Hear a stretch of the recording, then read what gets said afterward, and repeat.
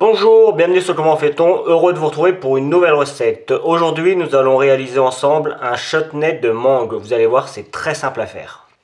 Dans un premier temps, vous devez éplucher et couper votre oignon en petits morceaux. Vous devez éplucher également, je dois avoir 30 ou 40 grammes de gingembre frais dans lequel j'ai mis 2 clous de girofle. En fait, le gingembre, je vais m'en servir, je vais le mettre dans la cuisson et je l'enlèverai après. C'est vraiment pour donner le goût et le gingembre pareil.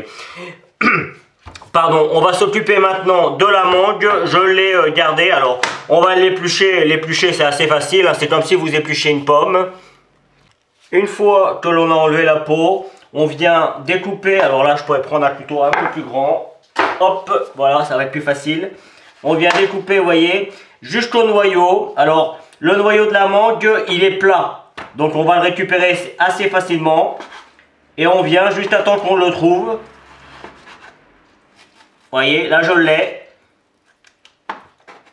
Donc je ne vais pas faire toute la mangue comme ça. Et là le but, ça va être de venir découper des morceaux très fins. De toute façon la mangue va se transformer après en cuisant.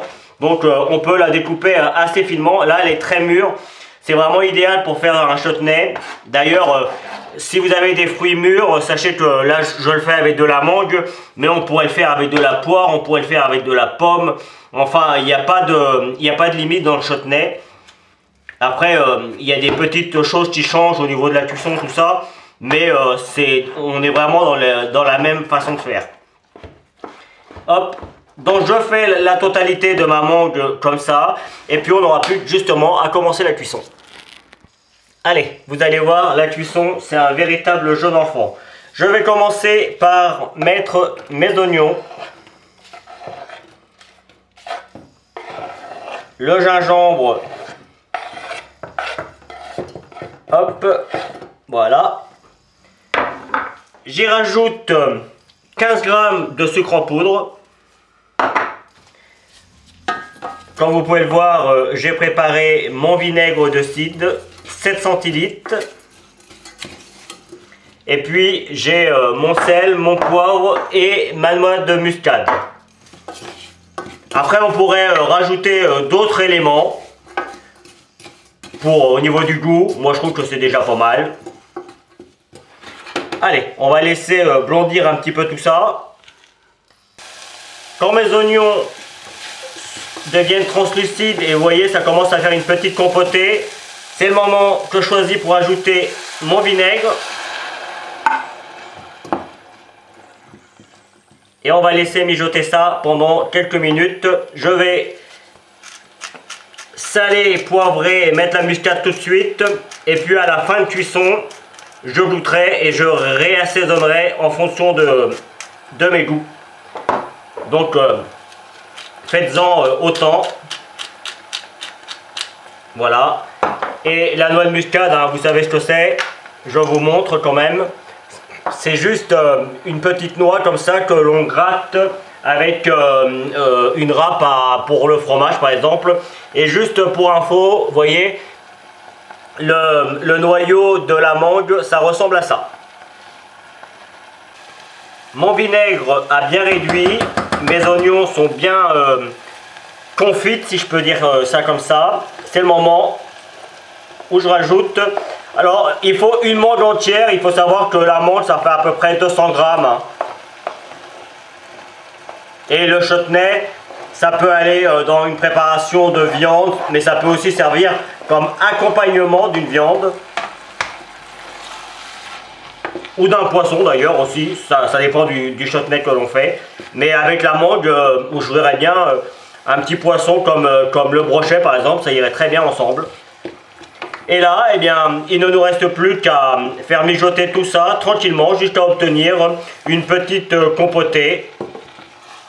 Et le chutney sera terminé. Et voilà, cuisson terminée. Moi, c'est comme ça que je l'aime. En ayant encore un petit peu de morceaux et un petit peu de compoté, histoire qu'on voit bien que c'est de la mangue et qu'on ait un petit peu le goût de la mangue quand on va le déguster. Donc vous, si vous le préférez encore un petit peu plus cuit, vous le laissez cuire encore 2-3 minutes de plus, ce sera suffisant. Il faut savoir que Je l'ai cuit entre le moment où j'ai commencé à mettre les oignons et le moment où j'ai arrêté la cuisson. Il y a environ 15-20 minutes. Et il faut toujours être devant, hein, parce que ça a tendance à accrocher un petit peu. Donc on est toujours devant et on mélange régulièrement.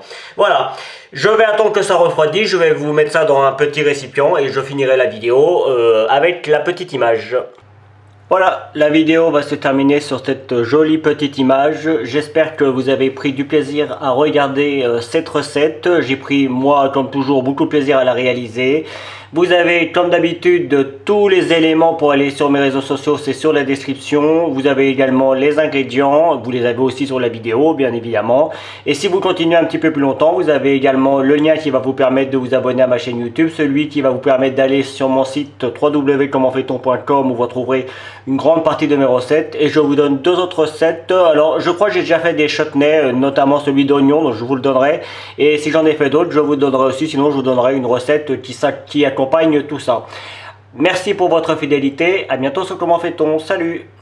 Vous pouvez vous abonner maintenant à ma chaîne YouTube, c'est ici. N'oubliez pas la petite cloche pour les notifications. Vous avez également le lien qui va vous amener sur mon site www.commentfaiton.com où vous retrouverez l'ensemble de mes recettes. Et je vous donne deux autres recettes ici qui vous seront très utiles. À bientôt sur Comment fait-on.